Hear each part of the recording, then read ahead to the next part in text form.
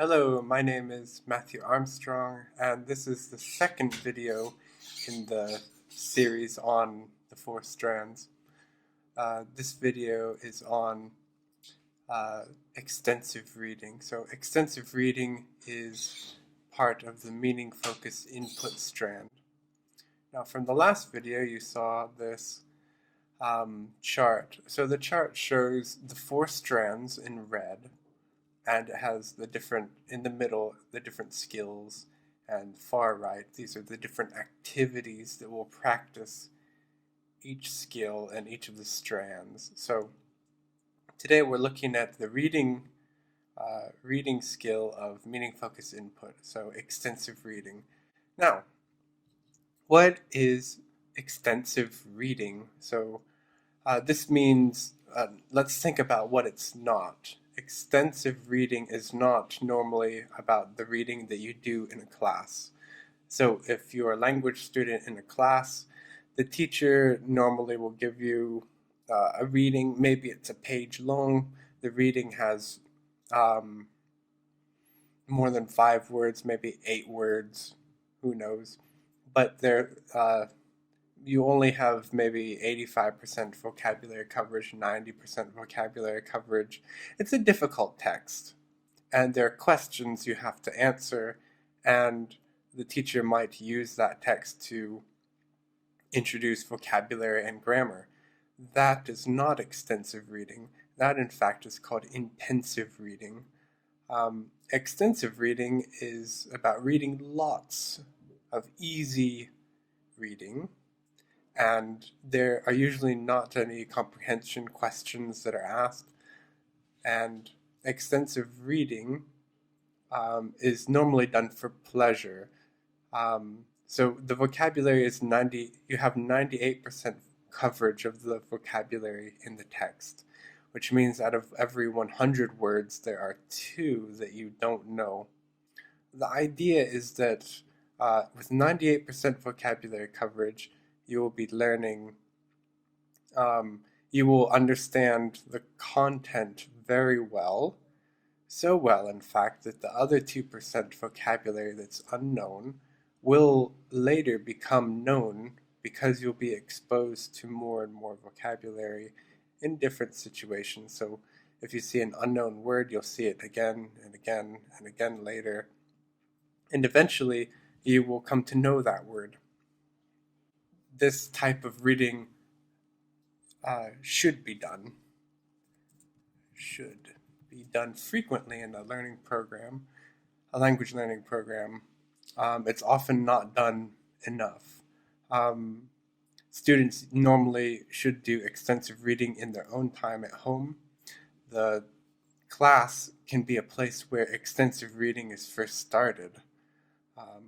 So you get them in the habit of reading, like graded readers, or reading, using extensive reading. And then they take it home and they continue doing that on their own. So if a quarter of the course is spent with the meaning-focused input strand, then half of that time is spent with extensive reading, so half of a quarter. So how do you know if a book or reading, how do you know if that reading is appropriate for meaning-focused input? You need to estimate what your vocabulary coverage is for that book. So I will show you several examples of how to do this. Open up a book to a random page. So the page should, most of the pages in the book should look like that page, as in how much text it has. And you decide how many unknown words there are on the page. So step 2, you go through it and you underline all the unknown words. So unknown words, what does that mean? So these are the words. It's not about knowing the meaning of the words 100%.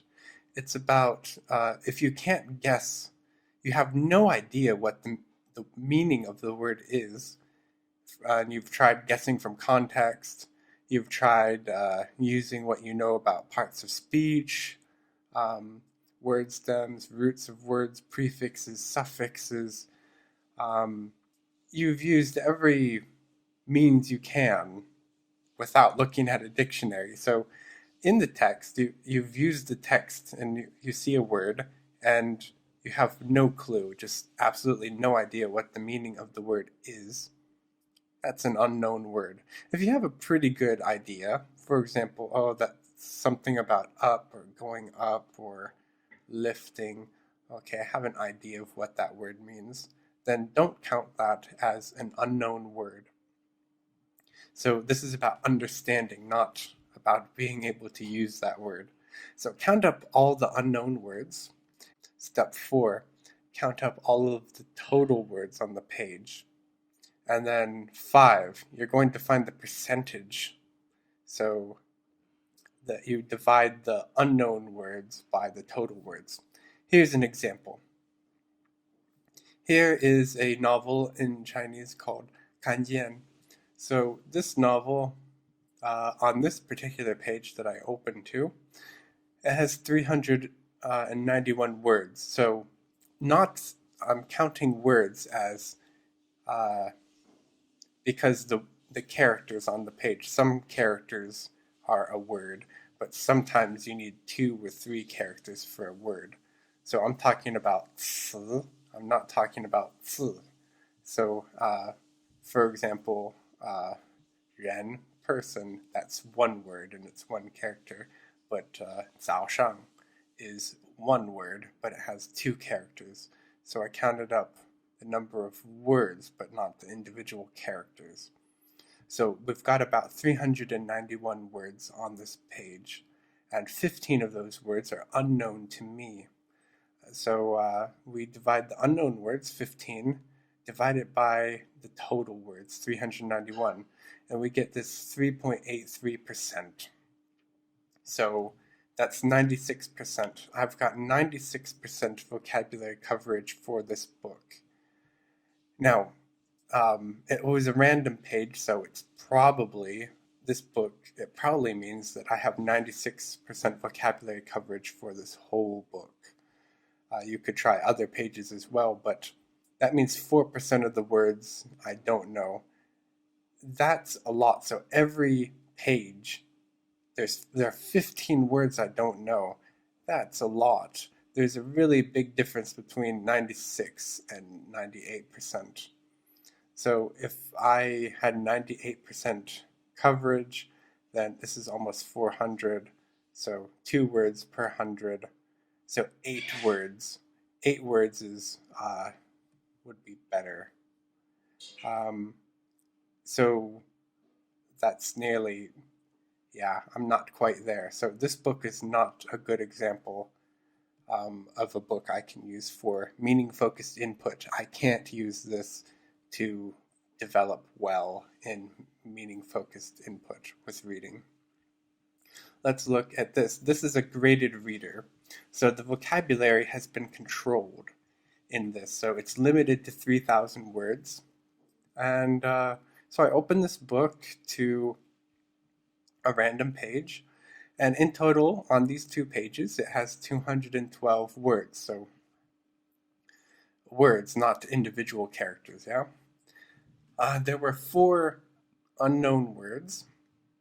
So if you do the math, you find that I have 98% vocabulary coverage and 2% unknown words. This is ideal. This is just at the right level for my reading in Chinese. This is appropriate for a meaning-focused input. This is appropriate for extensive reading. Something like a well-balanced course should have a half an hour or an hour at least minimum for this, for meaning-focused input extensive reading. All right, so let's look at Spanish. Here's a book I've read before. Now, because I've read this book before, I'm really familiar with a lot of vocabulary. So you do the math, I have 99% vocabulary coverage. This is not so ideal for meaning-focused input for extensive reading. This would be if you have higher than 98%, if it's more like 99, almost 100%, this would be a good book to practice your fluency with reading. That means reading faster, like speed reading. So it would be better if there were fewer words. That I mean, so we've got 692 words, so that's almost 700. So 14 unknown words would be. This would provide more opportunity for me to learn. But I would benefit from reading this book uh, quickly. Um, I would benefit more if it were closer to 98%. So that 1% difference from 98 to 99%, it's like a sweet spot. It's not a big difference, but through a whole novel, hundreds and hundreds of pages, it has a big difference. Let's look at this. This is French. So uh, I likewise have 99% coverage right here. So this book is not ideal for my extensive reading from Meaning Focused Input. I would benefit from rereading this, but I am not being exposed to as many new words. 98% is the ideal sweet spot because it's a balance between being exposed to new words, new structures, new phrases, and in different settings, different contexts, and it just provides more of a learning opportunity for new vocabulary. Okay, so how do you do extensive reading and how are you successful with it? How do you become successful with using material that's meant for native speakers? So authentic material is not a graded reader. So this is just writing that exists in the real world for users of that language. So um, I've had a lot of success with using translations of novels that I've already read before. So, for example, you could get a novel like uh, I've used a lot of the Harry Potter books, so you could read a chapter in Harry Potter in your first language, and then in the language you're learning, you read that chapter. Because you just read it in your first language, you should be very familiar with the context situation. And so you can predict what's happening, you understand much better, you can guess words much more easily. Um, don't be afraid of using books meant for younger people. So I've used the R.L. Stein's Goosebump books quite a bit. Those are more for fourth graders or fifth graders, so 10, 11, 12-year-olds. And I have quite a collection of those in Spanish and French.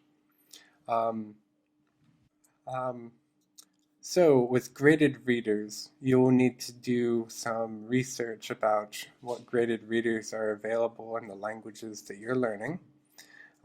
But English has by far the most available. Graded readers are excellent because the publishers control the vocabulary, so there's a word list that they select from for each level, and they normally tell you on the cover, just like this one. This one's limited to 3,000 words. So this series for Chinese has 500, 1,000, 1,500, 2,000, 2,500, and 3,000 words. And it also has audio that you can listen to as well. Um, so with choosing a graded reader, you can, if you know your vocabulary level, then sure, you can use that as an estimate. Otherwise, open the book and do some math, figure out what coverage you have with the vocabulary. If it's 98%, then great. If it's very close to 98%, like if it's something like 97%, 98%, all right. But if you're more towards the lower end of the 90s, you're probably going to set yourself up for failure and deal with a lot of frustration.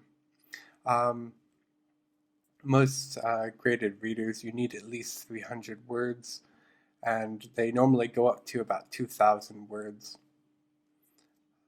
Um, this is problematic too because once you get to about 2,000 words, there's not as much material out there for you as an intermediate learner moving towards advanced, as in how do you use novels meant for native speakers. That's why I was suggesting on this previous slide how to use translations to start using native level materials. All right, thank you for staying with me for this second video in the series. My name is Matthew Armstrong, and I hope that you stay tuned for future videos on the Four Strands. Thank you.